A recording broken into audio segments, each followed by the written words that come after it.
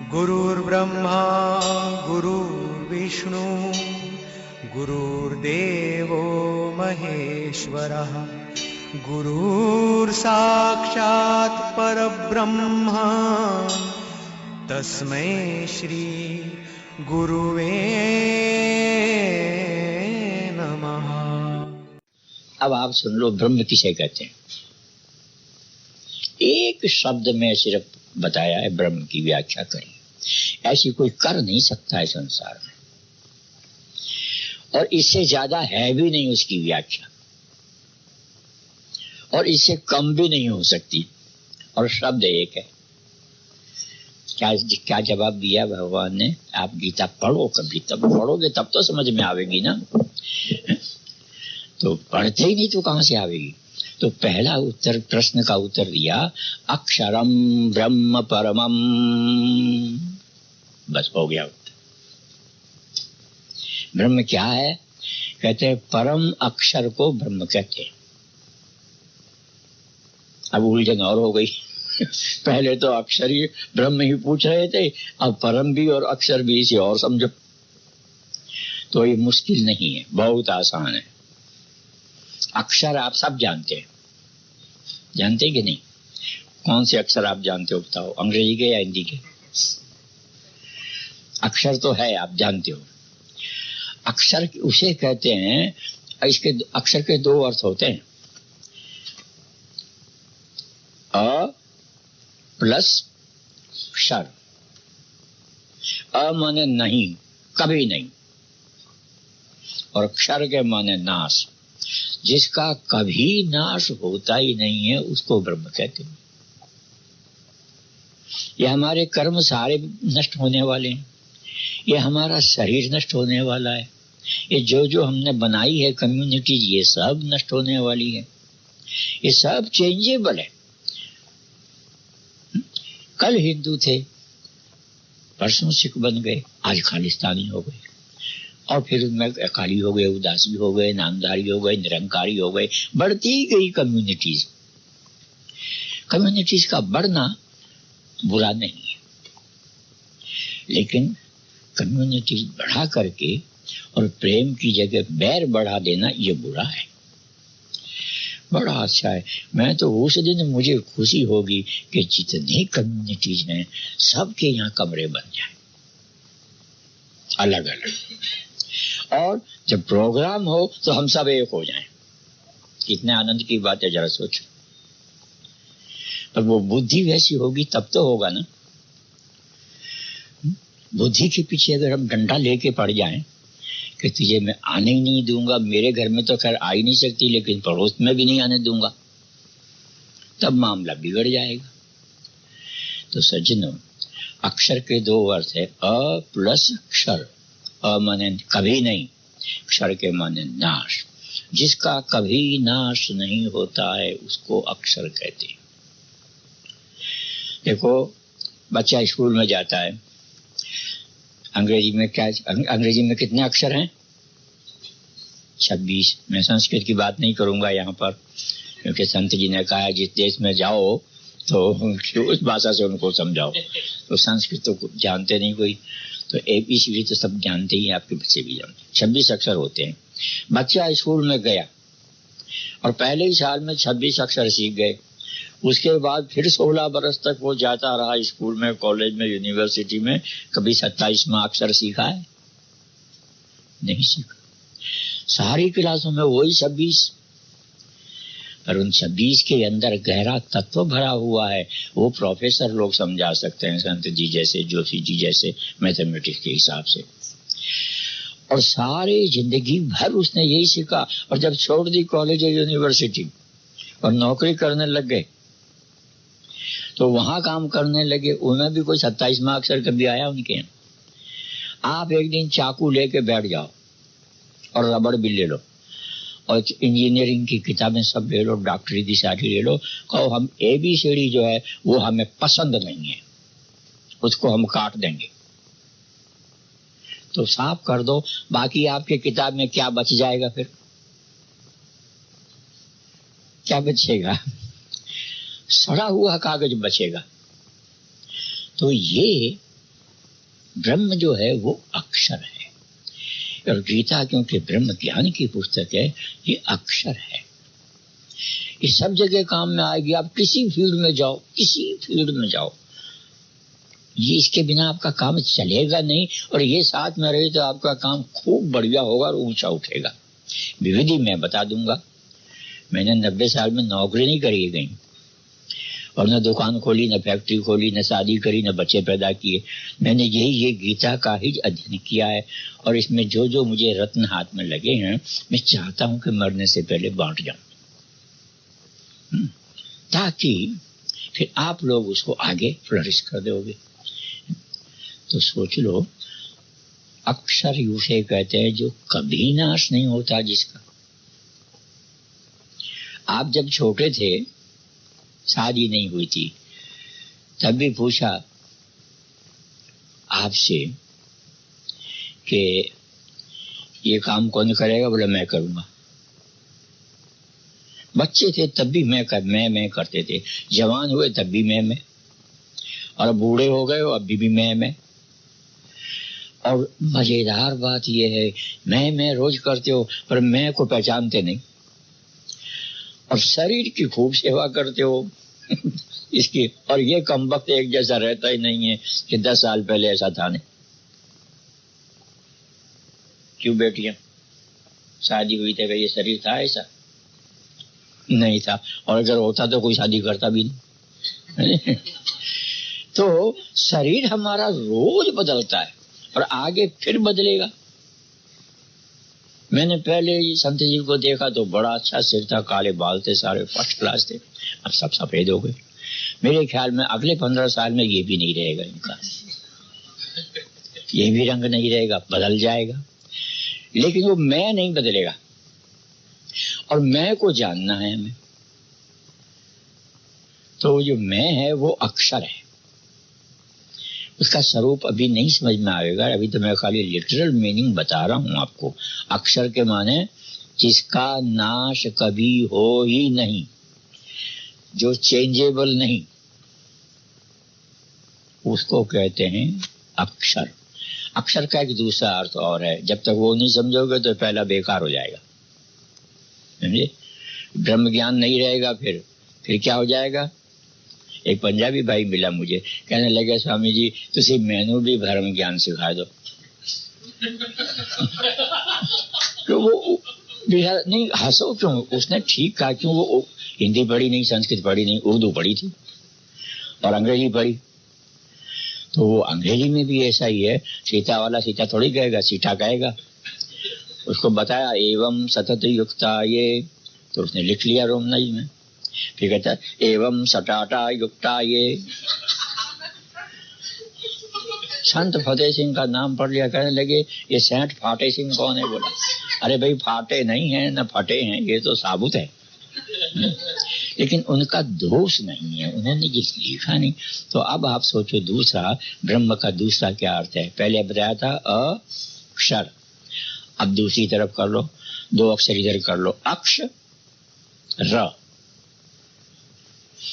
अक्ष को क्या कहते हैं, डिक्शनरी पर देख लो। अक्ष के माने हैं आंख, और र के माने हैं प्रकाश। इस आंख की, जो हमारी आंख की जो रोशनी है, इसमें जो आता है उसे कहते हैं अक्षर। क्या आता है इसमें, आंख की रोशनी में हम क्या देखते हैं।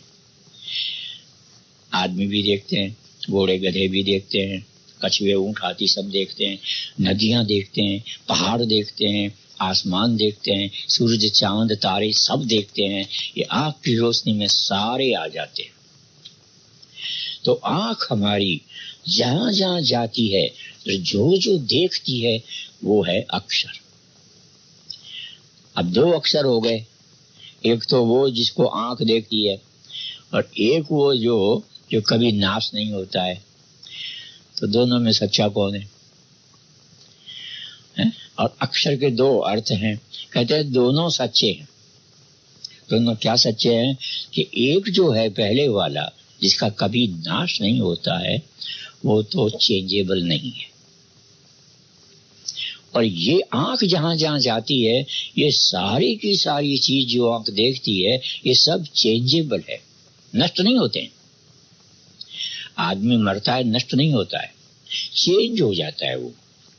आप चेंज हुए ना, पैदा हुए थे तब कैसे थे? चूहे जीते थे इतने बड़े 7 पाउंड के, या खरगोश जीते, फिर बड़े हो गए, होते होते होते होते अब तो 2.5 मन के हो गए। और जब पैदा हुए तब अकेले थे, अब तो आपके अपने चूहे जो हैं 10-12 हो चुके हैं, और बढ़ते ही जाएंगे, ये घटेंगे थोड़ी। तो ये चेंजेबल है, लेकिन दोनों ही एक है। हम शरीर को और अपनी आत्मा को दो नहीं मानते हैं। पागल आदमी दो मानता है। क्यों नहीं दो मानते हैं? सीधी सी बात है, यहां जरा सा किसी ने दिवासलाई लेके जला दिया, हमने डॉक्टर साहब को कहा देखो हम जल गए हैं, उंगली बताई जल गए हैं। अगर पैर में लगा दी तो भी हम गए, कहने लगे देखो हम जल गए हैं। पीठ पे लगाए तो कहा देखो हम जल गए हैं। अरे तुम सब जगह कहते हो मैं जल गया मैं जल गया, तो वो मैं कहां पर है? पैर में है या हाथ में? मैं का पता नहीं लगेगा, बड़ा मुश्किल है। संत जी ने बड़ी अच्छी बात कही, लेकिन पता नहीं लगता है, बहुत मुश्किल है। इसका ये मतलब नहीं है कि वो घटिया है और नष्ट हो गया है। अरे भाई स्कूल में आज जाओ, प्राइमरी स्कूल के अंदर कई मिलियन बच्चे पढ़ते हैं, लेकिन पीएचडी तो कोई बिजला ही करेगा। करोड़ों बच्चे पढ़ते हैं एक ही स्टेट के अंदर, लेकिन पीएचडी वाले उंगलियों पर गिनने जितने होते हैं। मुश्किल है जरूर, पीएचडी आवेगी नहीं समझ में, लेकिन वो घटिया नहीं है और नहीं आ सकती है, ऐसी बात भी नहीं है। तो दो बातें हो गई।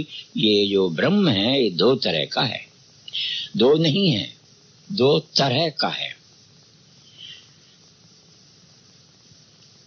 जैसे मिश्री है, सफेद है, लेकिन चखो तो मीठी है। अब ये बताओ मिश्री सफेद होती है कि मीठी? दो तरह की होती है। तो क्या मिश्री दो है? मिश्री तो एक है, पर आंख उसको चख नहीं सकती है। आंख खाली देखती है तो कहती है सफेद है, मानने को तैयार नहीं है कि ये मीठी है। लेकिन जबान उसको देख नहीं सकती है, वो कहती है कि मीठी है, पर वो मान नहीं सकती कि ये सफेद है। जबान चख के जानती है, लेकिन मिश्री जो है न सफेद है न मीठी है, जहां दोनों है वो मिश्री है। तो ये संसार सारा, इसका न त्याग कोई कर सकता है, न करेगा, और न गीता त्याग करने को कहती है। गीता इसको समझने को कहती है कि तुम समझो इसको और फिर तुम संसार की सेवा करो, और नहीं तो तुम एटम बम और मशीन गनें बना बना करके तुम दूसरों का तो नाश करोगे ही, सब देशों का, अपना खुद का भी कर लोगे, बचोगे नहीं। रास्ता गलत है। तो सज्जनों, ये दोनों चीजें समझने की है हमको। एक तरफ संसार की उन्नति, दूसरी तरफ आध्यात्म उन्नति। जितना आपका अध्यात्म अच्छा होगा उतना ही आपका संसार अच्छा होगा। जितना आपका अध्यात्म घटिया होगा उतना ही आपका संसार भी घटिया हो जाएगा। तो ये पहला प्रश्न है अर्जुन का, किम तद ब्रह्म। भगवान ने एक में उत्तर दिया, अक्षरम परमम ब्रह्म। अक्षर है, परम अक्षर है, जो दिखता भी है वो भी, और जो नहीं दिखता है वो भी। तो आप दोनों में से एक का भी अगर त्याग करेंगे, आपको ब्रह्म ज्ञान नहीं है तो क्या है? कोई पंजाबी भाई वाला भ्रम ज्ञान है आपको। वास्तव में ये दोनों को जानना है, और यही गीता सिखाती है। इसीलिए हम कहते हैं कि गीता पढ़ो पढ़ो। पीएचडी एक दिन में थोड़ी कर लेता है कोई। बरस लग जाते हैं पढ़ते पढ़ते। तो गीता को भी पढ़ते पढ़ते कुछ टाइम लग जाएगा, लेकिन गीता का ज्ञान जो है नहीं आएगा आपको, ऐसी बात नहीं। और गीता के ज्ञान के बिना आपको शांति मिल जाएगी और आप दूसरों को शांति पहुंचा दोगे, ये भी बात नहीं। अक्षरम ब्रह्म परमम, मेरे ख्याल में आप थोड़ा थोड़ा तो समझ ही गए होंगे ब्रह्म के बारे में। गुरुर्ब्रह्मा गुरुर्विष्णु गुरुर्देवो महेश्वरः गुरुर्साक्षात् परब्रह्म तस्मै श्री गुरुवे नमः।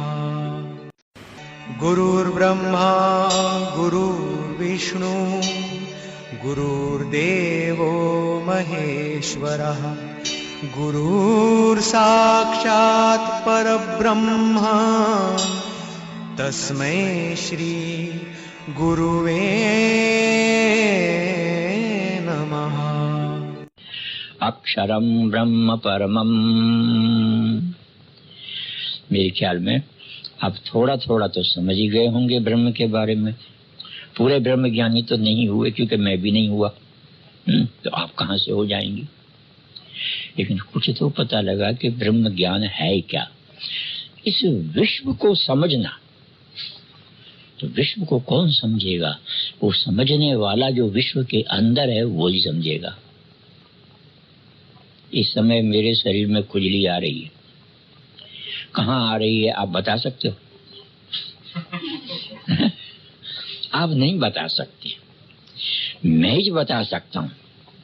हाँ, आपकी खुजली आप बता सकते, क्योंकि आपने ये अलग अलग जो है कम्युनिटी तो आपने पीछे बनाई, या आपने अंगों को अलग अलग बना रखा है।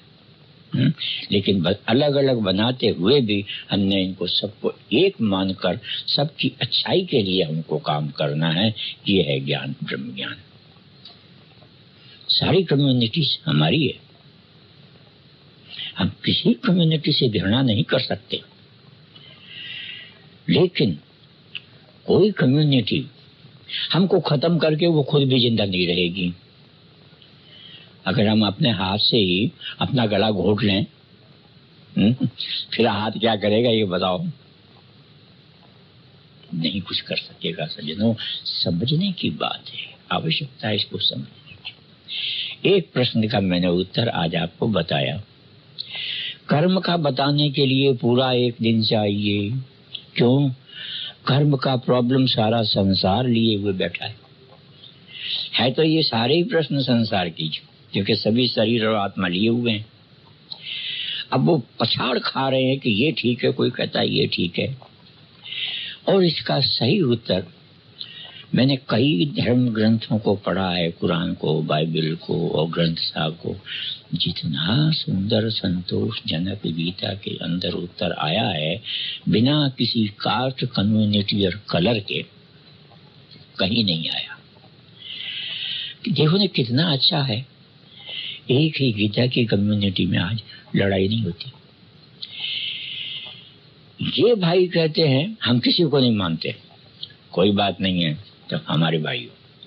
ये कहते हैं स्वामी जी हम तो हनुमान जी को मानते हैं और कुछ नहीं। हनुमान जी को मान, तो वो ये बोले कि नहीं अरे हम तो गणेश जी को मानेंगे, गणेश जी को मानो। तो वो बोलने लगे कि हम तो राम जी को मानते, तो राम जी को मानो। कितना हमारे अंदर ये एकत्व का भाव है कि हम सबको एकोमोडेट करते। एक भाई आया कहने लगे हम तो ग्रंथ साहब को मानते हैं। अच्छा, वो ग्रंथ साहब ले आए, गीता आश्रम में ग्रंथ साहब की स्थापना कर दी। बड़ा अच्छा है। अब जिस दिन गुरु नानक जी का दिन आता है, सब इकट्ठे होकर के ब्राह्मण भाई बनिए, वेश, सिंधी, पंजाबी, ग्रंथ साहब का वो जन्मदिन मनाते हैं गुरु नानक जी का। हमारे ही तो थे ना वो, कि हमसे अलग थे। पर ये भावना जब हो, लेकिन वो कहे कि नहीं जी थे तो गुरु नानक साहब और ग्रंथ साहब ही रहेगा, ये कृष्ण जी और राम जी को फेंक दो बाप। तो उनकी खोपड़ी का इलाज करना पड़ेगा महाराज, ऐसे फेंकने थोड़ी कोई देगा। सबको एकोमोडेट करो। यही गीता का उपदेश है, यही गीता का प्रीचिंग है। लेकिन ये 7 प्रश्न जाने बिना ये आपके दिमागी उलझन जो है सुलझेगी नहीं, हमेशा बनी रहेगी और दूसरों को भी आप उलझाने की कोशिश करेंगे। फिर तो सज्जनों, ये बड़ा ध्यान देने की बात है। किम तदव्रत ब्रह्म। अब आगे दूसरा आया कि अध्यात्म। अध्यात्म क्या है? फिर अध्यात्म में हमारे भाई संत जी तो अटक गए बिल्कुल। मुझसे पूछने लगे अध्यात्म क्या है, तो कहने लगे स्पिरिचुअलिज्म को अध्यात्मवाद कहते हैं। अध्यात्म क्या है? सुन लो। अध्यात्म जो है वो भी एक शब्द में बताया गीता ने, और इससे ज्यादा अच्छा कोई दुनिया में तो बता सकेगा नहीं। स्वभावोध्यात्म मुच्यते। बस स्वभाव को अध्यात्म कहते हैं। समझ में आया कि नहीं आपकी? कि थोड़ा विस्तार से बता दूं। ब्रह्म तो है सारा संसार। आप सब बैठे हैं, आप ब्रह्म हैं। और अगर मैं आपको नहीं पहचानता हूं तो मैं ब्रह्म ज्ञानी नहीं, ब्रह्म ज्ञानी हूं। फिर तो आप सब हमारे हैं, आप ब्रह्म हैं। लेकिन फिर अध्यात्म क्या है? बोला स्वभाव। स्व माने मेरा, अपना। भाव माने होना, मैं हूं, ये स्वभाव है। यही अध्यात्म। आप हैं या नहीं? ये हैं या नहीं? ये हैं या नहीं? हम सब हैं। ये जो है स्व माने अपना, भाव माने होना, यानी अस्तित्व, एग्जिस्टेंस। उस ब्रह्म का एग्जिस्टेंस सब जगह है, सबके अंदर है, उसको कहते हैं स्वभाव। आज सुन लो, 90 साल तक मैंने भी पढ़ाई करी है। सो अभी पीएचडी तो नहीं किया मैंने, लेकिन फिर भी थोड़ी बहुत तो पढ़ाई कर ही ली है, झूठी मूठी। एग्जिस्टेंस जो है उस ब्रह्म का, उसको कहते हैं स्व अध्यात्म। मेरे अंदर उस ब्रह्म का एग्जिस्टेंस है। आपके अंदर भी है, इनके अंदर भी है, इनके अंदर भी है, इनके अंदर भी है। सबके अंदर वो एग्जिस्टेंस उसी ब्रह्म का है। कौन सा ब्रह्म? भूलना नहीं, अक्षर। जो चेंज कभी नहीं होता वो, और जो रोज चेंज होता रहता है वो, दोनों मिलकर के ब्रह्म है। और वो एग्जिस्टेंस आप में है। आपके पास दोनों रूप है। वो मेरे में है, वो आप में, वो सब में, सारे संसार में है। कोई जगह ऐसी नहीं जहां नहीं है। कैसे? तो एक छोटी सी एग्जांपल दे दूं मैं आपको। मैं यहां आया, कई बार आया, पहले 15 साल पहले भी आया। मेरे मन में आई कि ये क्या कहलाता है। तो सबने कहा मिनेसोटा। तो मैंने कहा वो सोटा कौन सा है, मुझे सोटा बताओ। अब किसी ने अभी तक नहीं बताया सोटा। तो क्या मिनेसोटा नहीं है? अरे दिखाया किसी ने नहीं। मैंने पूछा ये क्या है? बोला ये सेंट पॉल है। ये क्या है? बोला ये एयरपोर्ट है। ये क्या है? मिनियापोलिस है। अरे मैंने कहा सोटा तो बताओ मुझे। सोटा कोई नहीं बताते। अच्छा सोटा न सही, मुझे अमेरिका दिखा दो एक बार। बड़ी अच्छी लगन से मैं वहां से चला था, अमेरिका देखूंगा। कोई नहीं अमेरिका दिखा। इनके यहाँ गया तो उन्होंने कहा ये शिकागो है। अच्छी बात है, शिकागो है। उनके साथ गए, कहने लगे ये न्यूयॉर्क है।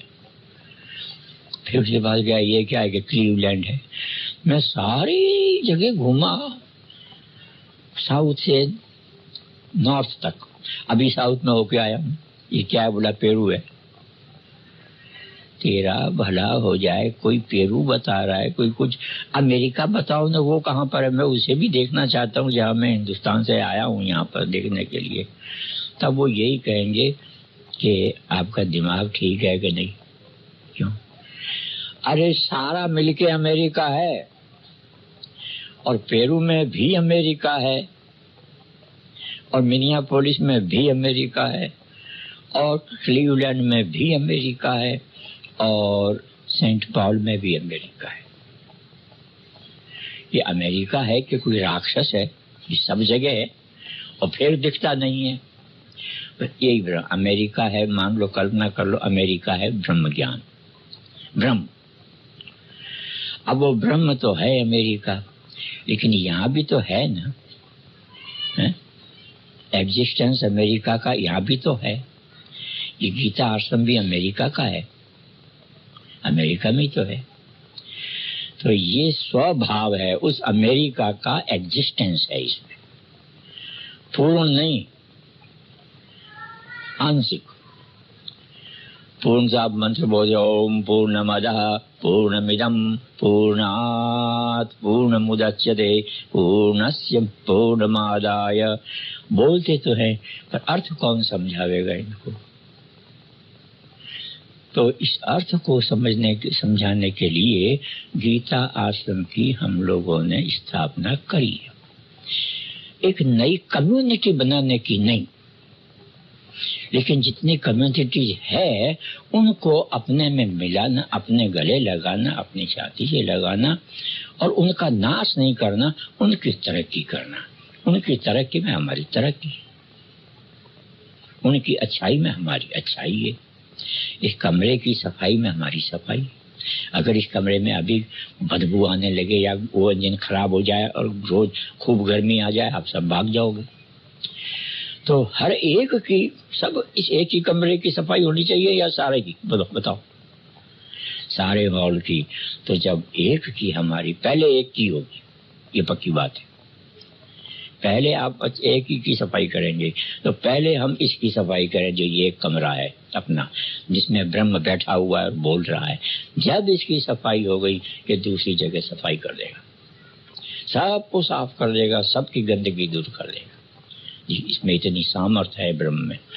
तो अब मैं ज्यादा आपका टाइम तो लूंगा नहीं, क्योंकि नहीं तो आप कल आओगे नहीं। मुझे पता है आप भी कैसे आ गए हो, आप लोग दुख पा करके किसी तरह से। तो लेकिन आप आ गए, मैं तो समझता हूँ मेरे कस्टमर आ गए। व्यापारी हमेशा कस्टमर ढूंढता है, जिसके आने से कष्ट मर जाए वो कस्टमर। तो आप आ गए, मुझे बहुत खुशी है। और मैं चाहता हूँ कि ये हमारा जो है गीता आश्रम का ज्ञान, ये हर मनुष्य को मिले, हर मनुष्य इसका लाभ ले, और हम सब ऐसे भाई भाई की तरह मिलकर के बैठे, सुने और समझे।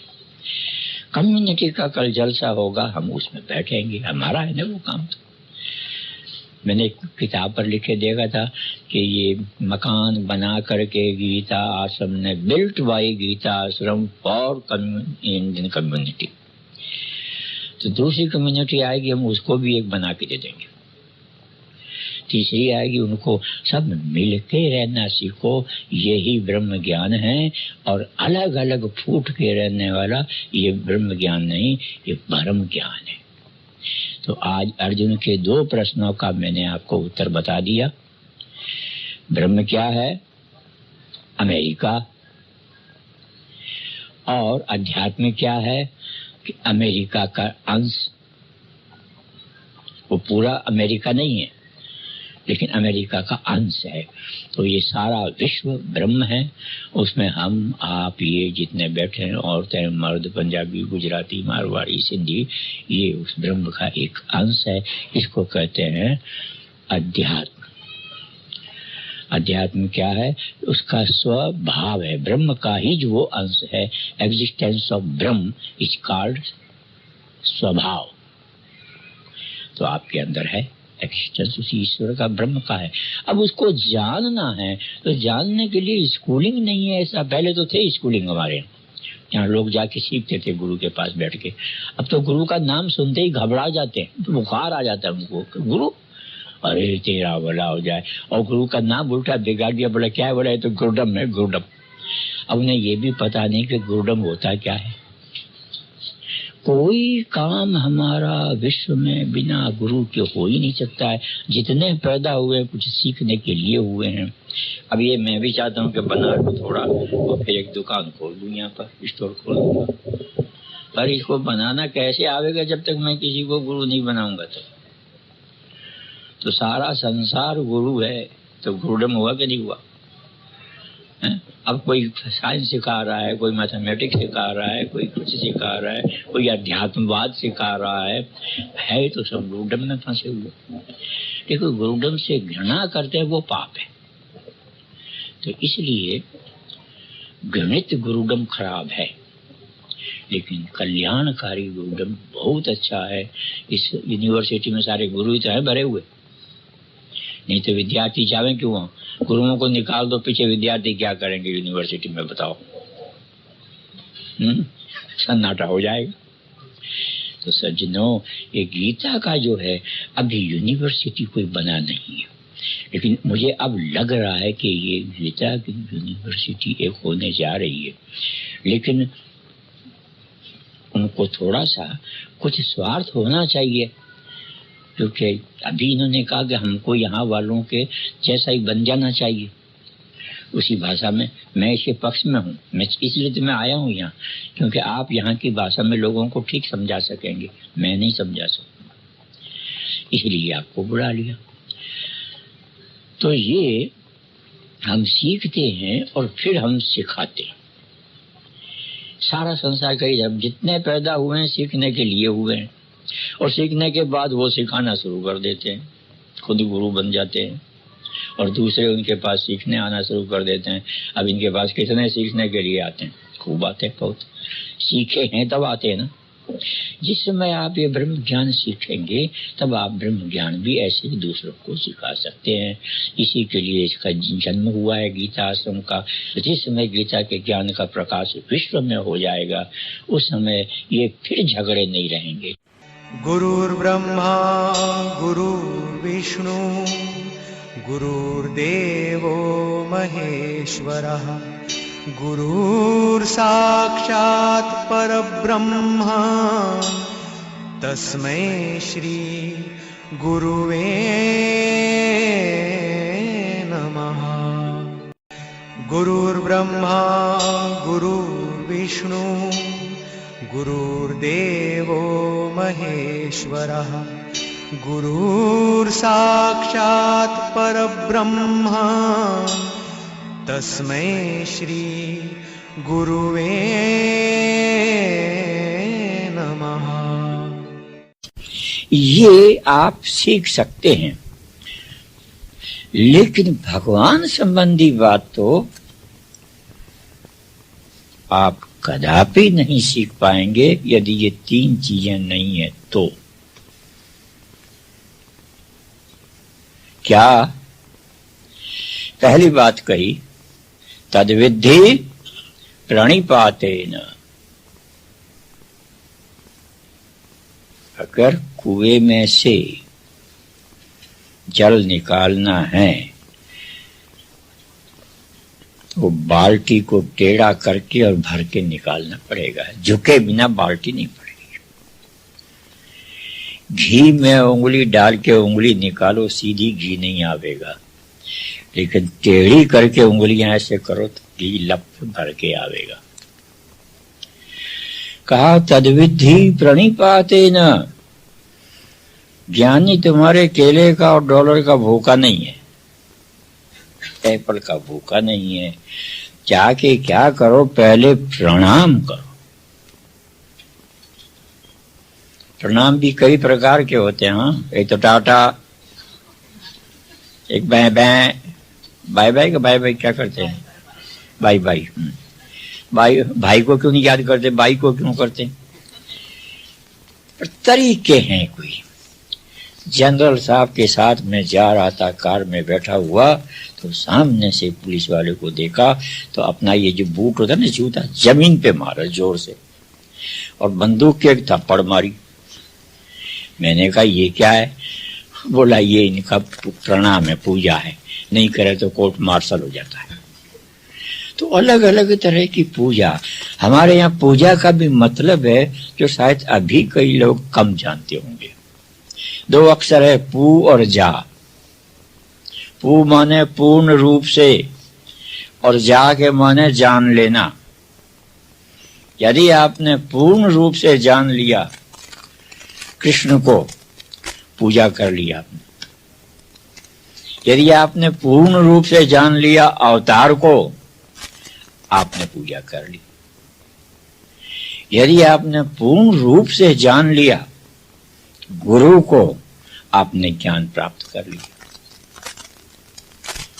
तो पूर्ण रूप से जानना ही पूजा है। और बाकी तो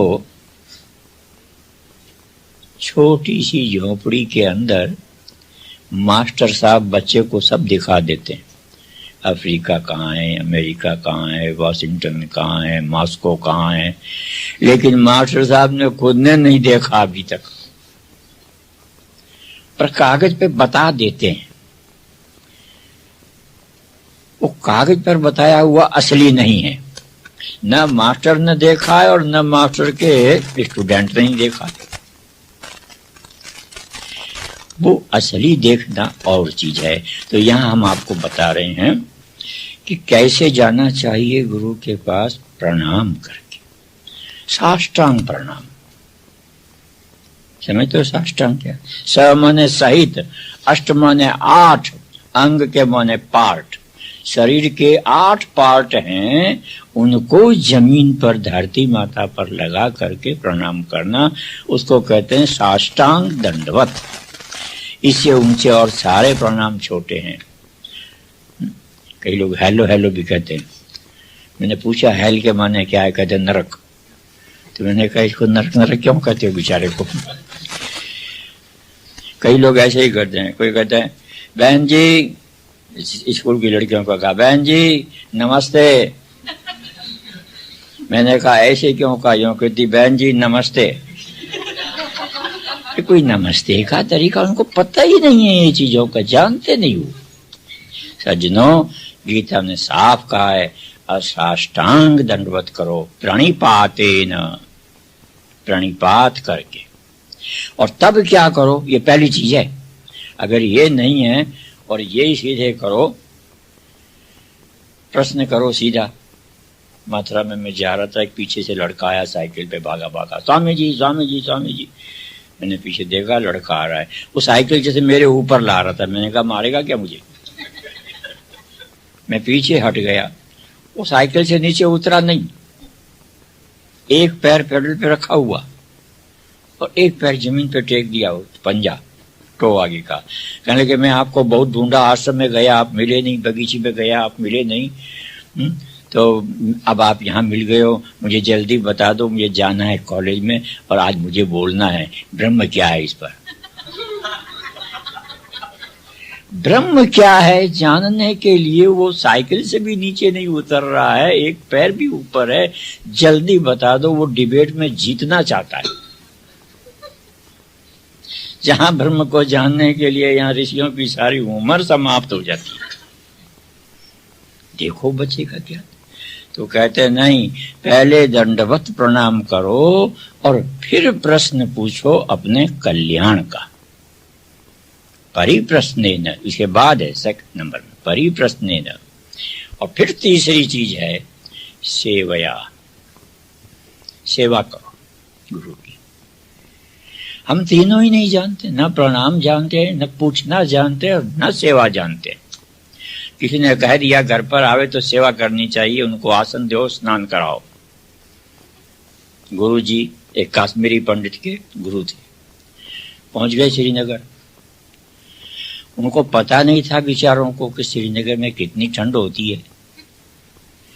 तो रास्ते में ही उनको बुखार आ गया, 103 डिग्री बुखार हो गया। थर थर थर थर कांपने, बिल्कुल बेहोश जैसे। सोचा जल्दी पहुंच जाऊंगा तो वो शिष्य कुछ सेवा करेगा मेरी। जो ही घर पर शिष्य के पहुंचे तो उसने तो सुना था कि स्नान करानी चाहिए, तो बाल्टी भर के पानी की लाई और गुरु जी के ऊपर डाल दिया और गुरु जी के दांत चिपके।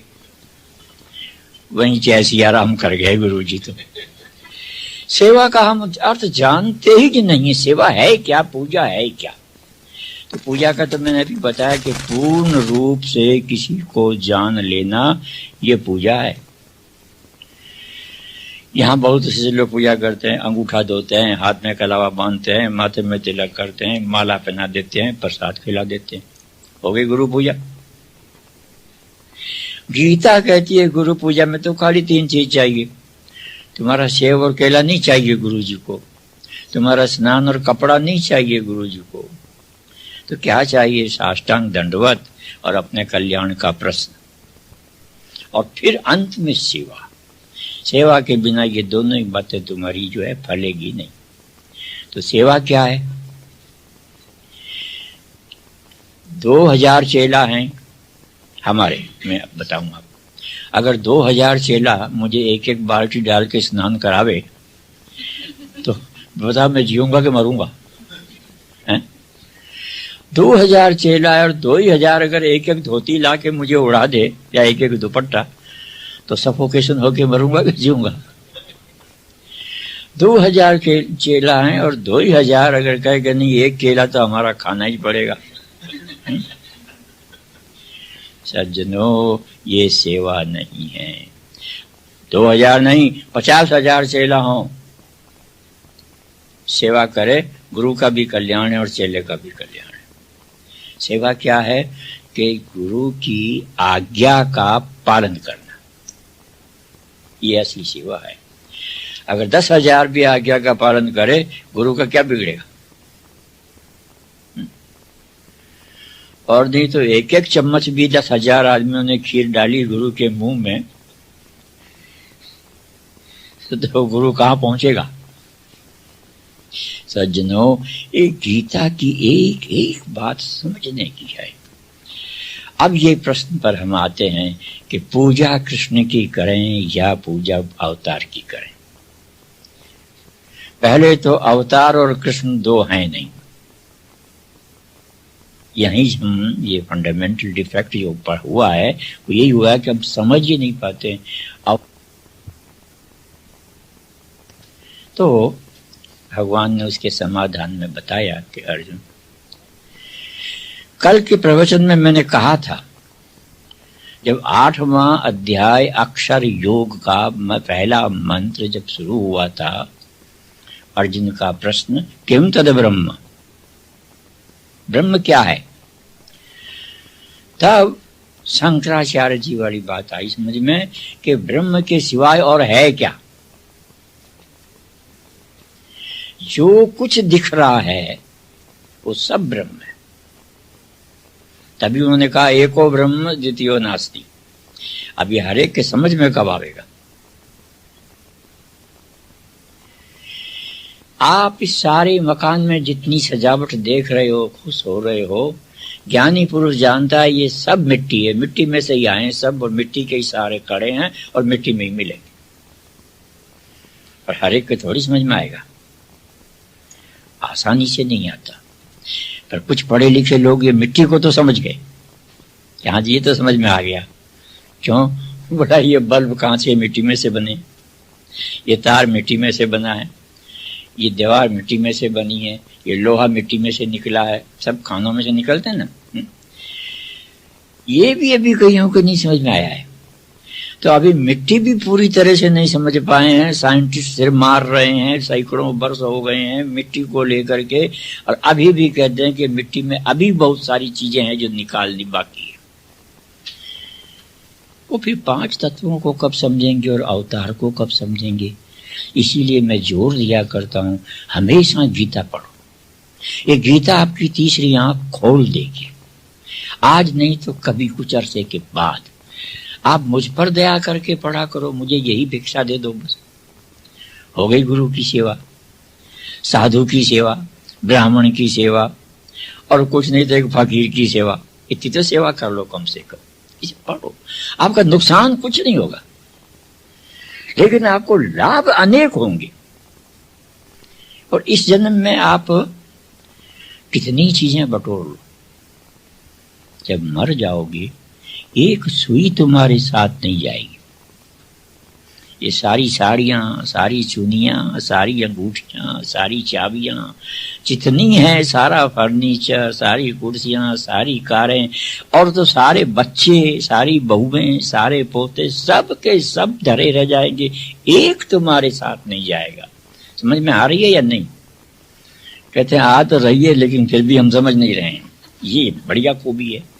तो तुलसी जो शंकराचार्य जी ने इसी पर कहा, पश्यन्नपि न च पश्यति मूढ़ा। देख रहे हैं हम ये सब। लेकिन गीता अगर पढ़ लोगे तो जितने तुम गीता के पाठ करोगे, जितने तुम मंत्र गीता के पढ़ोगे, ये सारे तुम्हारे साथ जाएंगे, एक भी यहाँ नहीं रहेगा, तुम्हारा साथ देंगे। और परलोक में जहां जाओगे आनंद करोगे। और जाना तो जरूरी है, भले आपको पता नहीं है कि आप जाओगे कहाँ। इनमें से कुछ तो मेरे ही पास आएंगे फिर मर करके भी, मुझे पता है। पर जाओगे तो जरूर, के जाओगे नहीं बोलो, हैं? जाएंगे तो जरूर, और ले जाओगे कुछ नहीं साथ में। लेकिन ये गीता के मंत्र जाएंगे। इसीलिए मैं आपसे भीख मांगा करता हूँ कई बार, मुझे आप खाना मत दो, कपड़ा मत दो, डॉलर मत दो, ये आप अपने पास रखो। देना है तो एक चीज दो, कहो हमें जब फुर्सत मिलेगी तो गीता पढ़ेंगे। ऐसा भी कितनी डील ले ली मैंने, कंपलसरी नहीं कि पढ़ो ही पढ़ो, जब फुर्सत मिल जाए कभी भी 2-3 मिनट पढ़ लिया करो। ऐसे इसमें अमूल्य रत्न भरे हुए हैं कि बड़े बड़े ज्ञानियों के अंदर के कपाट खोल देते हैं और प्रकाश देते हैं। तो अर्जुन ने जब ये पूछा तो भगवान ने 10वें अध्याय में विभूति योग के रूप में बताया कि अर्जुन, ये जो कुछ दिख रहा है ये सब भगवान है, तो किसी की पूजा कर। यद यद विभूति मत्तत्वम श्रीमदूर्जितमेव हुआ, जो जो तुमको दिख रहा है। और कल मैंने यही कहा था कि आंख हमारी जहां जहां जाती है, आंख के सामने जो जो आता है वो सब ब्रह्म है। लेकिन ये साकार ब्रह्म है, ये याद रखना। निराकार ब्रह्म आंख के सामने नहीं आता है, इसलिए निराकार की पूजा भी नहीं होती है।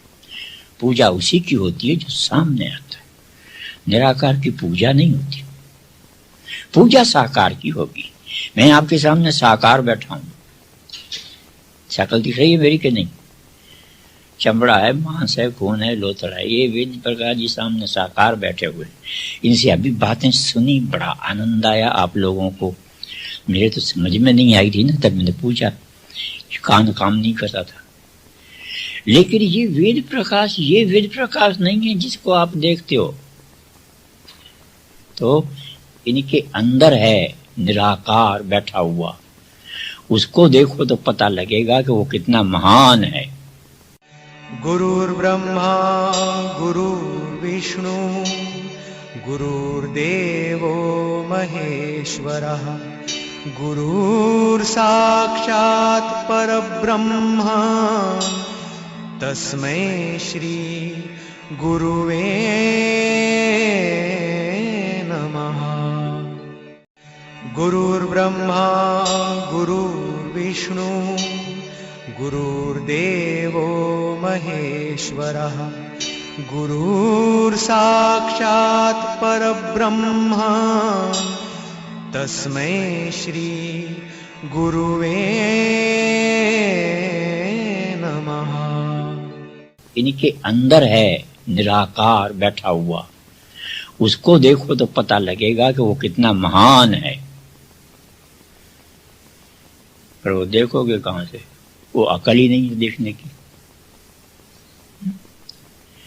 और इतनी अकल है कि इनमें से अगर वो निकल जाए वेद प्रकाश अंदर वाला निराकार, तो जितने साथी और रिश्तेदार है छाती माता पीटेंगे, रोएंगे।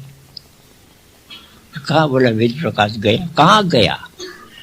निराकार मरता नहीं है और साकार सामने खड़ा है, रो किसको रहे हो? मूर्खो, किसको रो रहे हो तुम?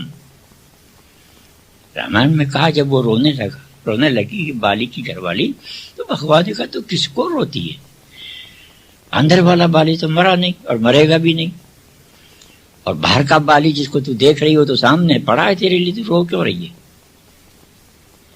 और बात ये है, इन दोनों का कॉम्बिनेशन जब तक नहीं होगा तब तक ये जीव ज्ञानी नहीं कहलाएगा, दुखी कहलाएगा। तो जो कुछ दिख रहा है, तुलसीदास जी ने भी रामायण में कहा, श्री राम मैं सब जग जानी, करो प्रणाम जोरी जुग पानी। अच्छा अब सुनो आप, अवतार किसे कहते हैं वो अभी इन्होंने बताया। अब के माने हैं नीचे, तार के माने हैं उतरना। जो ऊपर से नीचे उतरता है वो अवतार है, और जो नीचे से ऊपर जाता है तो ऊपर को कहते हैं उत। उत के माने ऊंचा और तार के माने जाना। तो एक नीचे जाता है, एक ऊपर जाता है। तो त जब तार से मिलता है डबल त, तो संस्कृत की डिक्शनरी के अंदर अनुसार वो दकार बन जाता है, तकार लोप हो जाता है। तो उसको उतार न कह करके उद्धार कहते हैं। तो जिसको ऊपर जाना है उसको उद्धार चाहिए, और जिसको नीचे आना है उसको अवतार चाहिए। अवतार नीचे इसलिए आता है कि जो नीचे हैं उसको ऊंचा ले जाना है। नीचे वालों को ऊपर ले जाने वाले को अवतार कहते हैं, अवतार कहते हैं। और नीचे वाले ऊपर जो जाते हैं की इच्छा करते हैं उनका उद्धार होता है। तो एक का होता है अवतार और दूसरे का होता है उद्धार। ये एक दृष्टांत मैंने दिया। अब दूसरा और देता हूं। बच्चा जमीन पे लेटा हुआ है, टट्टी पेशाब कर दिए, गंदगी कर दिए, रो रहा है। माँ नीचे झुक के बच्चे को उठाएगी या माँ ऐसे ही खड़ी रहेगी, कहेंगे कि उछल के आप मेरी छाती पे चढ़ जा। माँ नीचे उतरती है, इसीलिए माँ बड़ी है, क्योंकि ऊपर से नीचे आती है। क्यों आई नीचे? नीचे वाले को ऊपर लेने के लिए, और बच्चे को उठा के और सीने से लगाया आपने। इसलिए माँ बड़ी है और बच्चा छोटा है। बच्चे का उद्धार चाहिए और माँ का अवतार चाहिए। अवतार के बिना उद्धार नहीं होगा।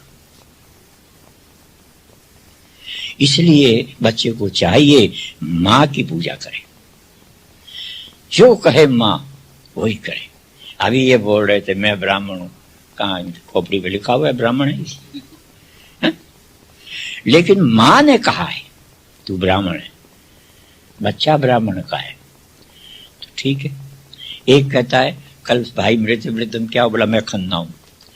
कहीं नहीं लिखा उसके ऊपर कि ये खन्ना है भी, कोई प्रमाण भी नहीं है, माँ ने कहा है। और एक के पास बड़ा मजबूत आदमी और लाखों रुपया उसके पास। बोला तुम्हारा नाम क्या? बोला घसीटा मल। माँ ने कह दिया है, उसने मान लिया है घसीटा मली है। और ये ज्योत्सना नाम है इसका। ज्योत्सना, माँ ने कह दिया ज्योत्सना बन गई, है बिल्कुल अंधकार है? पर ज्योत्सना है, मान लेते हैं, बस ठीक है। तो अवतार जो है वो आता है उद्धार के लिए दूसरों के, उसको अवतार कहते हैं। एक बात, एक दृष्टांत और दे देते हैं। मास्टर साहब ने एमए कर लिया। अब तो प्राइमरी स्कूल तो पहले ही छूट जाती है, हाई स्कूल भी छूट जाती है, और एमए करने के बाद कॉलेज भी छूट जाती है। सबसे ऊंचे हो गए कि नहीं हो गए? लेकिन मैंने देखा मास्टर साहब रोज जाते हैं और प्राइमरी स्कूल में और तीसरी क्लास के कमरे में बच्चे सैकड़ों वहां क्लासें पास कर करके ऊंची क्लास में चले गए। मास्टर साहब अभी भी 15 साल हो गए हैं उसी थर्ड क्लास में चलते, फोर्थ क्लास में। मैंने कहा तुम एमए करके इस क्लास में आ रहे हो, बच्चा 1 साल रह जाए तो घर वाले डांटते हैं उसको कि कब्बा कि तू हमेशा ही तीसरी क्लास में पढ़ा रहेगा, वो ऊपर भी जाएगा, और आप फिर इसी क्लास में रोज आते हो। वो कहते हैं मैं इन तीसरी क्लास में जो पढ़े हुए हैं इनको ऊंची क्लास में उठाने के लिए आता हूं यहाँ पर। तो बच्चे को चाहिए मास्टर साहब की पूजा करे,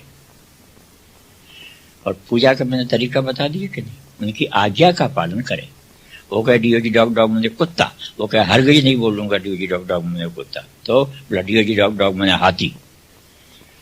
मास्टर साहब की बात ही वो नहीं मानने का, वो पास होएगा कि फेल। तो उस बच्चे का उद्धार करने के लिए मास्टर जाता है। मास्टर उस बच्चे के लिए मास्टर अवतार है। तो भगवान ने अर्जुन को ये बताया कि सारा संसार जो तुमको दिख रहा है ये मेरा रूप है।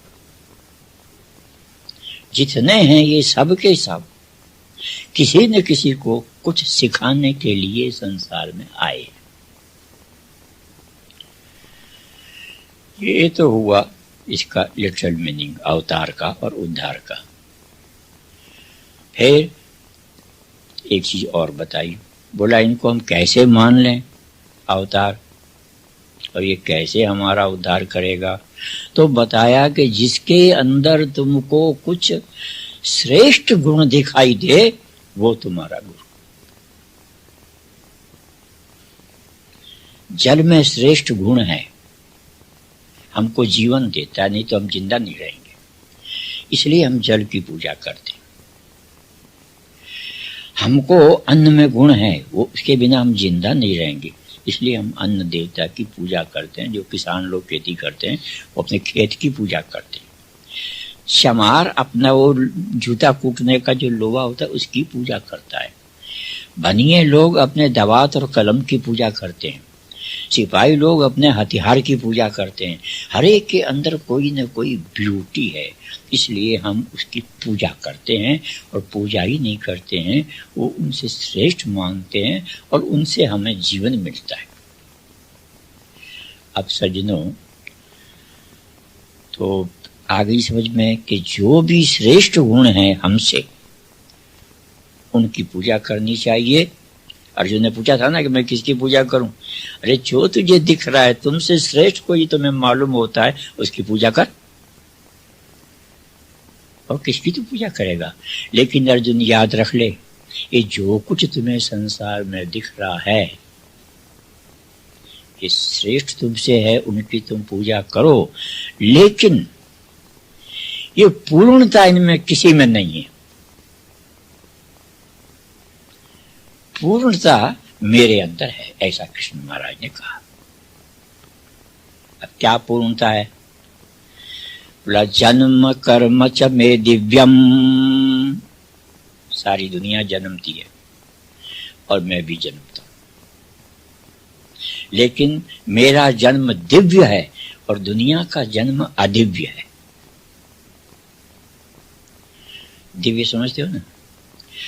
अदिव्य कहते हैं लौकिक और दिव्य कहते हैं अलौकिक।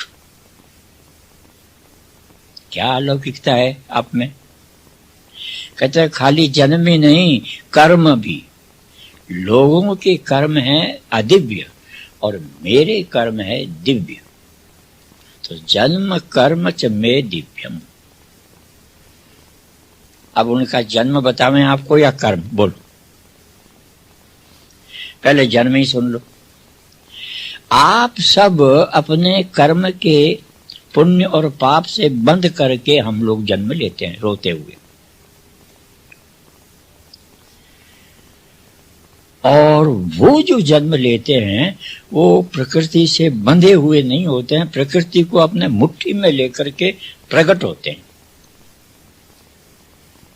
आप देखा है भगवान राम के बारे में रामायण में लिखा है तुलसीदास जी ने।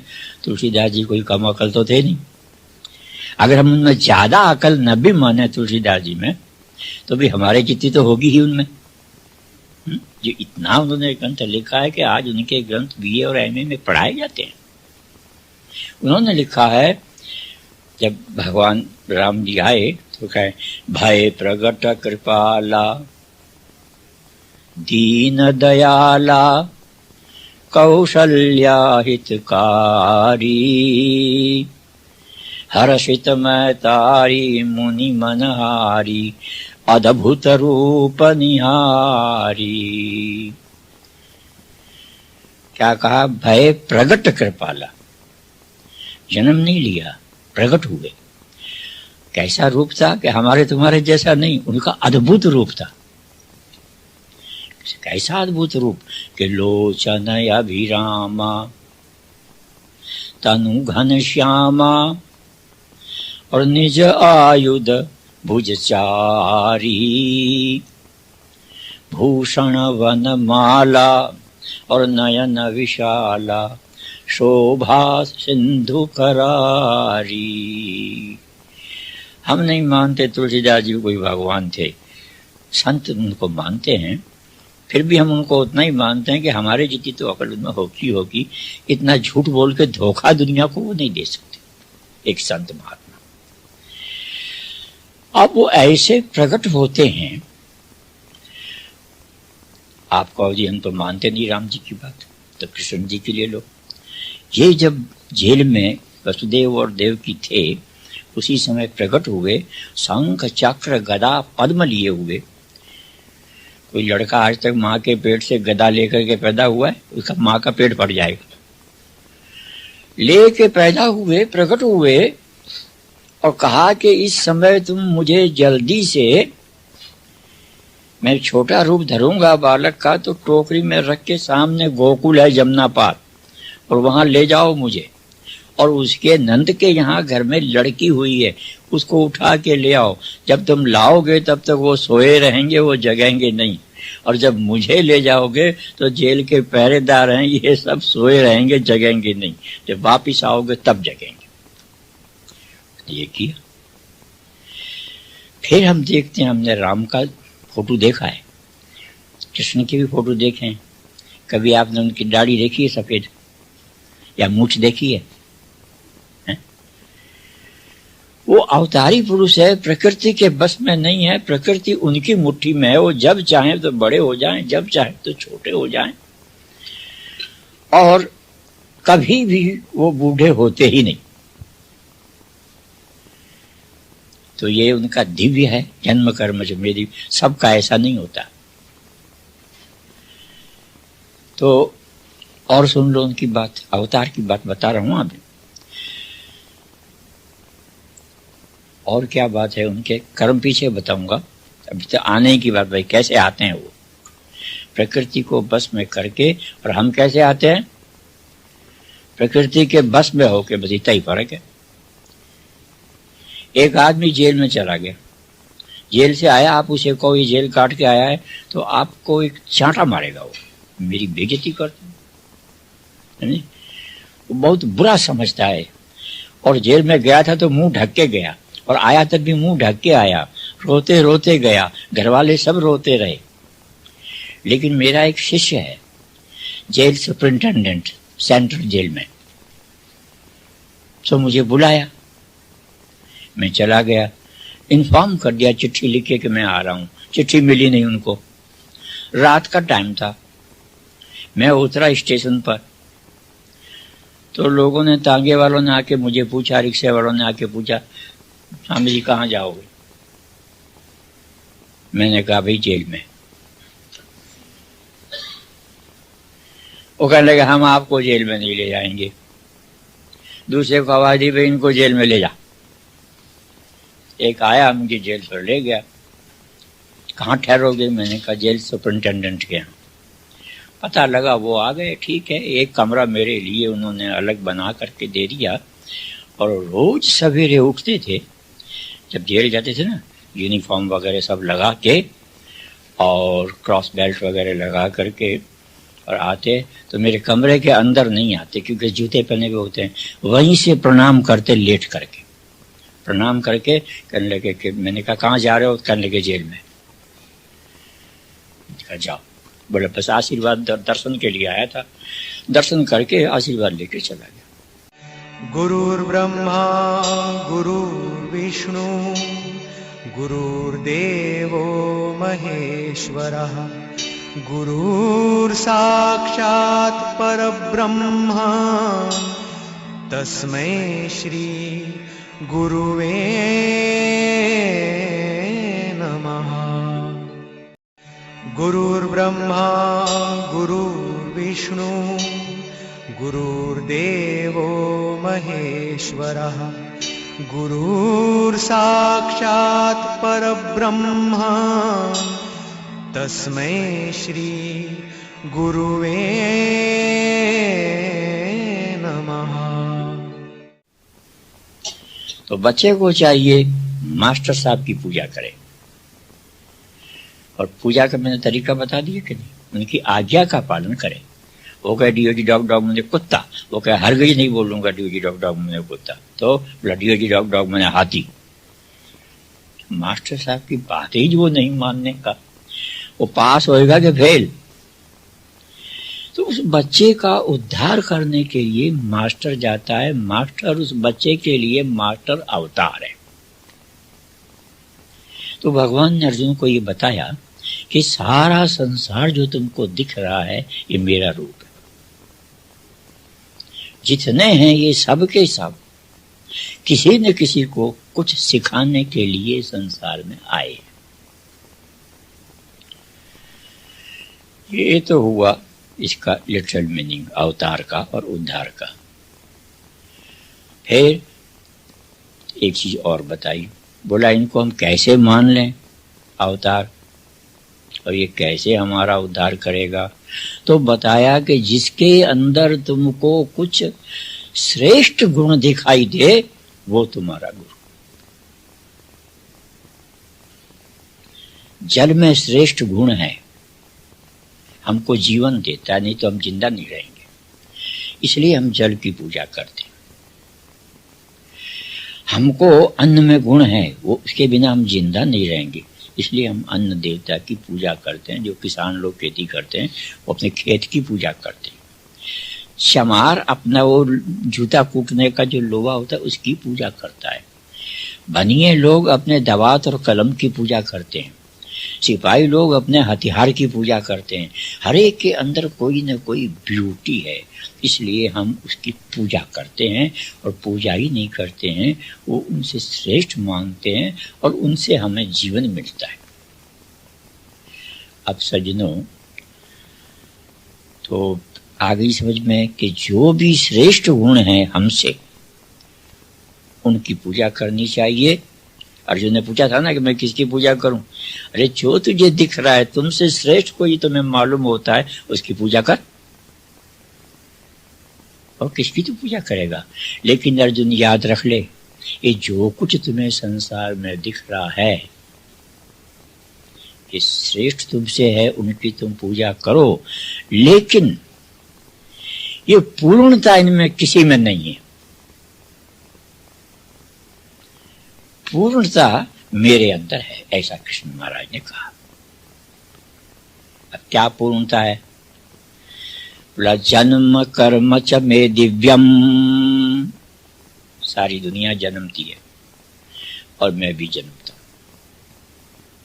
लेकिन मेरा जन्म दिव्य है और दुनिया का जन्म अदिव्य है। दिव्य समझते हो ना? अदिव्य कहते हैं लौकिक और दिव्य कहते हैं अलौकिक। क्या अलौकिकता है आप में? कहते हैं खाली जन्म ही नहीं, कर्म भी। लोगों के कर्म है अदिव्य और मेरे कर्म है दिव्य। तो जन्म कर्म च मे दिव्यम। अब उनका जन्म बतावें आपको या कर्म? बोलो, पहले जन्म ही सुन लो। आप सब अपने कर्म के पुण्य और पाप से बंध करके हम लोग जन्म लेते हैं रोते हुए। और वो जो जन्म लेते हैं वो प्रकृति से बंधे हुए नहीं होते हैं, प्रकृति को अपने मुट्ठी में लेकर के प्रकट होते हैं। आप देखा है भगवान राम के बारे में रामायण में लिखा है तुलसीदास जी ने। तुलसीदास जी कोई कम अकल तो थे नहीं।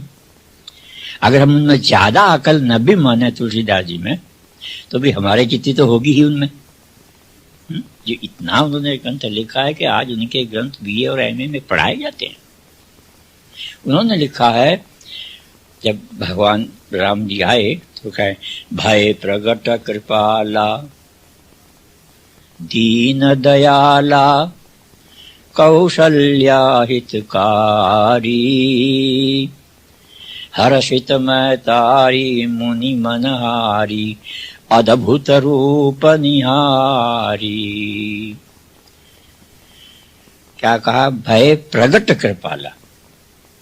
जन्म नहीं लिया, प्रकट हुए। कैसा रूप था कि हमारे तुम्हारे जैसा नहीं, उनका अद्भुत रूप था। कैसा अद्भुत रूप कि लोचन अभिरामा तनु घन श्यामा और निज आयुध भुजचारी, भूषण वन माला और नयन विशाला, शोभा सिंधु करारी। हम नहीं मानते तुलसीदास जी कोई भगवान थे, संत उनको मानते हैं, फिर भी हम उनको उतना ही मानते हैं कि हमारे जितनी तो अकल उनमें होगी। इतना झूठ बोल के धोखा दुनिया को वो नहीं दे सकते एक संत महात्मा। अब वो ऐसे प्रकट होते हैं। आप कहो जी हम तो मानते नहीं राम जी की बात, तो कृष्ण जी की ले लो। ये जब जेल में वसुदेव और देवकी थे, उसी समय प्रकट हुए, शंख चक्र गदा पद्म लिए हुए। कोई लड़का आज तक माँ के पेट से गदा लेकर के पैदा हुआ है? उसका माँ का पेट फट जाएगा। लेके पैदा हुए, प्रकट हुए और कहा कि इस समय तुम मुझे जल्दी से, मैं छोटा रूप धरूंगा बालक का, तो टोकरी में रख के सामने गोकुल है जमुना पार, और वहां ले जाओ मुझे। और उसके नंद के यहाँ घर में लड़की हुई है, उसको उठा के ले आओ। जब तुम लाओगे तब तक वो सोए रहेंगे, वो जगेंगे नहीं। और जब मुझे ले जाओगे तो जेल के पहरेदार हैं, ये सब सोए रहेंगे, जगेंगे नहीं। जब वापिस आओगे तब जगेंगे। ये किया। फिर हम देखते हैं, हमने राम का फोटो देखा है, कृष्ण की भी फोटो देखे हैं। कभी आपने उनकी दाढ़ी देखी है सफेद, या मूछ देखी है? वो अवतारी पुरुष है, प्रकृति के बस में नहीं है, प्रकृति उनकी मुट्ठी में है। वो जब चाहे तो बड़े हो जाएं, जब चाहे तो छोटे हो जाएं, और कभी भी वो बूढ़े होते ही नहीं। तो ये उनका दिव्य है, जन्म कर्म जो मेरी, सबका ऐसा नहीं होता। तो और सुन लो उनकी बात, अवतार की बात बता रहा हूं अभी। और क्या बात है उनके कर्म पीछे बताऊंगा। अभी तो आने की बात, भाई कैसे आते हैं वो प्रकृति को बस में करके, और हम कैसे आते हैं प्रकृति के बस में होके, बस इतना ही फर्क है। एक आदमी जेल में चला गया, जेल से आया, आप उसे कहो ये जेल काट के आया है, तो आपको एक चांटा मारेगा, वो मेरी बेइज्जती करता है, वो बहुत बुरा समझता है। और जेल में गया था तो मुंह ढक के गया, और आया तब भी मुंह ढक के आया, रोते रोते गया, घर वाले सब रोते रहे। लेकिन मेरा एक शिष्य है जेल सुपरिंटेंडेंट सेंट्रल जेल में, तो मुझे बुलाया, मैं चला गया, इन्फॉर्म कर दिया, चिट्ठी लिखे कि मैं आ रहा हूं। चिट्ठी मिली नहीं उनको, रात का टाइम था। मैं उतरा स्टेशन पर, तो लोगों ने, तांगे वालों ने आके मुझे पूछा, रिक्शे वालों ने आके पूछा, स्वामी जी कहाँ जाओगे? मैंने कहा भाई जेल में। वो कहने लगे हम आपको जेल में नहीं ले जाएंगे। दूसरे को आवाज दी, भाई इनको जेल में ले जा। एक आया, मुझे जेल पर ले गया। कहाँ ठहरोगे? मैंने कहा जेल सुपरिंटेंडेंट के यहाँ। पता लगा वो आ गए, ठीक है। एक कमरा मेरे लिए उन्होंने अलग बना करके दे दिया, और रोज सवेरे उठते थे, जब जेल जाते थे ना, यूनिफॉर्म वगैरह सब लगा के और क्रॉस बेल्ट वगैरह लगा करके और आते, तो मेरे कमरे के अंदर नहीं आते क्योंकि जूते पहने हुए होते हैं। वहीं से प्रणाम करते, लेट करके प्रणाम करके कहने लगे कि, मैंने कहा कहाँ जा रहे हो? कहने लगे जेल में। कहा जाओ। बोले बस आशीर्वाद दर्शन के लिए आया था, दर्शन करके आशीर्वाद लेके चला गया।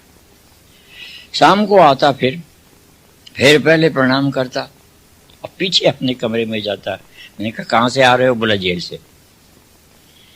अब वो जेल में जाता है रोज और जेल से आता है रोज, लेकिन रोता नहीं है, दुखी नहीं है और मुंह ढकता नहीं है, और गर्व से कहता है कि मैं जेल जा रहा हूं इस वक्त, फिर आप, मैं लौट के आऊंगा तब आप कोई काम कहना मुझे, अभी तो मैं जेल जाऊंगा।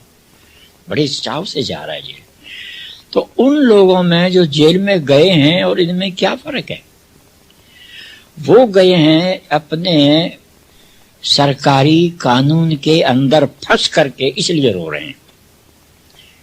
कानून के अंदर बंधे हुए गए, हथकड़ी बेड़ी पहन करके गए और इसके सब कानून अपने हाथ में, और ऑफिसर होके जाता है जेल में।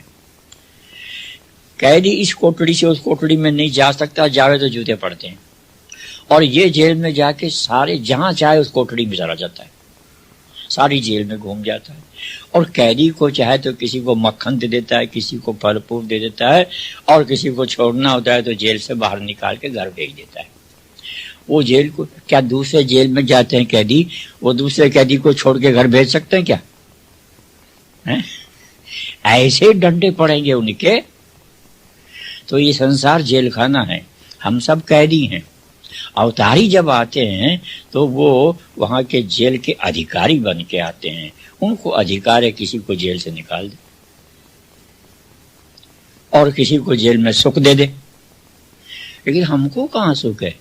90 साल की मेरी उम्र हो गई, मैंने सोचा कि एक मैं भी वो ले लूंगा कार, कौन सी, रोल्स रॉयस। वो कार तो दूर रही, अभी तक मैंने रिक्शा ही नहीं खरीदी हुई। कोई दूसरा बिठावे अपनी कार में तो हम जाते नहीं, तो हम तो बेकार। तो हमारे चाहने से होता क्या है? क्यों? हम अपने कर्मों से बंधे हुए हैं।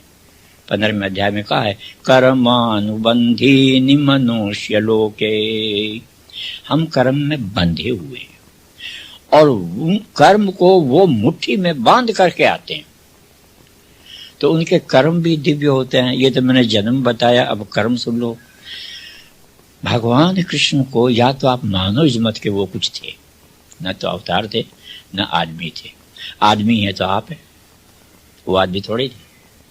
अवतार भी है तो आप हैं, ये देखो अवतार बैठे हुए सब, वो कुछ नहीं थे। और अगर मानते हो तो फिर पूरी तरह से मानो, क्योंकि मैंने उनका सारा जीवन पढ़ा है। पैदा होते तो वो गोकुल में गए, और अभी 5 साल के नहीं थे, सैकड़ों राक्षसों को मारा। पूतना आई थी, उसका जहर पी गए, जहर पी गए। ये कर्म था उनका, और जहर पी के उसको मुक्ति दी। अच्छा, आप जरा 1-2 तोला जहर तो कल लाके मेरे सामने खा लो, देखें। यहां से आपको उठाने के लिए मुझे आदमी बुलाने पड़ेंगे, आप थोड़ी खा सकते हो। राक्षस को मारना दूर रहा, आप अपने अंदर जो एक बुखार आ रहा है उसी को नहीं मार सकते हो। नजला हो गया, नाक में से पानी जा रहा है, उसको नहीं मार सकते हो। ब्लड प्रेशर हाई हो गया, उसको नहीं मारते हो। तो उनके कर्म ही दूसरे थे। उसमें एक जगह ये भी लिखा है कि 16,108 रानियां थी। आप 1,000 तो करो। आप कहते स्वामी जी हम तो एक करके ही मुसीबत में पड़ गए हैं, आप हमारा पिंड छुड़ाओ, किसी तरह से कोई रास्ता बताओ कि इस एक से हमारा पिंड छूटे। उस 16,108,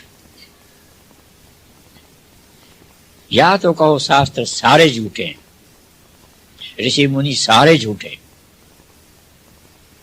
तो ठीक है। और फिर कृष्ण महाराज भी नहीं है। और अगर है तो उनके कर्म देखो कैसे दिव्य हैं। नारद जी ने कहा मैं देखूंगा कृष्ण महाराज को कि 16,108 रानियों से कैसे निपटते हैं। अरे 16,108 रानियों के इनको नाम भी याद नहीं रह सकते, और अगर डायरी में लिखे तो पूरा रजिस्टर इतना बड़ा हो तब 16,108 नाम लिखेंगे। गुरुर्ब्रह्मा गुरुर्विष्णु गुरुर्देवो महेश्वरः गुरुर्साक्षात् परब्रह्म तस्मै श्री गुरुवे